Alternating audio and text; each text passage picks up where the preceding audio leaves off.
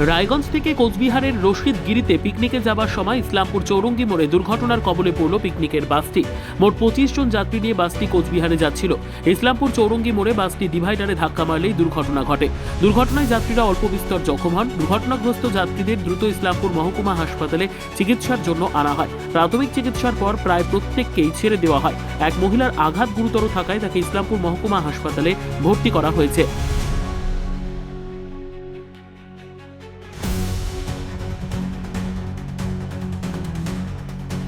হ্যাঁ, কোথায় বাড়ি আপনাদের? আমাদের রায়গঞ্জ।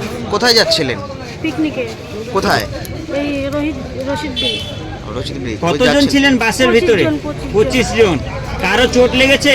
আমার একটা বুড়ি মাসির চোট লেগেছে পেটে, ওনাকে হসপিটালে ভর্তি করা হয়েছে। আচ্ছা আচ্ছা, কি করে ঘটনাটা হলো বুঝতে আমরা পেরেছেন? নিজেও জানতে পারি না, আমরা তো একটু ঘুমের মতো আসছি, তখনই ড্রাইভারটা এরকম হয়ে গেছে। এখন বাকিরা কি সুস্থ রয়েছে? বাকি সবাই সুস্থ, শুধু একটা মাসির ক্ষতি হয়ে গেছে। ক্ষতি হয়েছে, ওকে হসপিটালে নিয়ে যাওয়া হয়েছে। হ্যাঁ। কি নাম? আমরা তো বসেছিলাম, তো শুনতেছি ডিভাইডারে একটু সাইডে লাগে এরকম একটা অ্যাক্সিডেন্টের ঘটনা ঘটছে। সেরকম সামনাসামনি কোনো গাড়ির টাড়ির সাথে হয়। কোথায় যাচ্ছিলেন? আমরা রায়গঞ্জ থেকে রশিদগিরি যাচ্ছিলাম কোচবিহার পিকনিকের জন্য। কতজন ছিলেন আপনারা? এখানে আমরা মোটামুটি 32-33, তো 35-37 জন হবে। গাড়ির যে অবস্থা হয়েছে মনে হচ্ছিল গাড়ি একটু বেশি স্পিডে ছিল, এরকম কি মনে হয়েছিল আপনাদের? না না, সেরকম না, নর্মালি গাড়ি চালায় আসতেছিল, ওরকম কোনো যে খুব পিক আপ। ঘটনাটা এখানে ঘটনা ছিল, ওরা রায়গঞ্জ থেকে শিলিগুড়ি অবধি পিকনিক যাচ্ছিল এখন। তো এগুলো যে আমাদের রাস্তার মধ্যে ডিভাইডার লাগানো আছে, এই ডিভাইডারগুলো কিন্তু এই ডিভাইডারের জন্য অনেকগুলো অ্যাক্সিডেন্ট হয়েছে, ঠিক আছে? আর আপনারা দেখেন এই যে রাস্তার মধ্যে যে ফুটপাথ বানাইছে, এটার জন্য অ্যাক্সিডেন্ট হয়, ঠিক আছে? কিন্তু পুরো কনজেস্ট রাস্তা আছে, এটা ডিভাইডার লাগানোর কোনো দরকার নেই এখানে। এই ডিভাইডারের জন্য অনেক অ্যাক্সিডেন্ট হয়েছে ইসলামপুরে।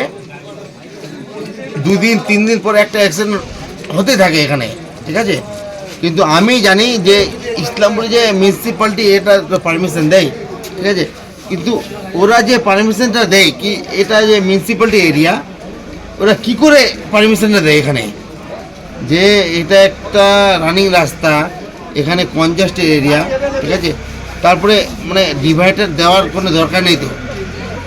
একদম ডেফিনেটলি করা হয়েছে, কারণ এগুলা দেখেন, এটা কিন্তু সিঙ্গেল রাস্তা, ঠিক আছে?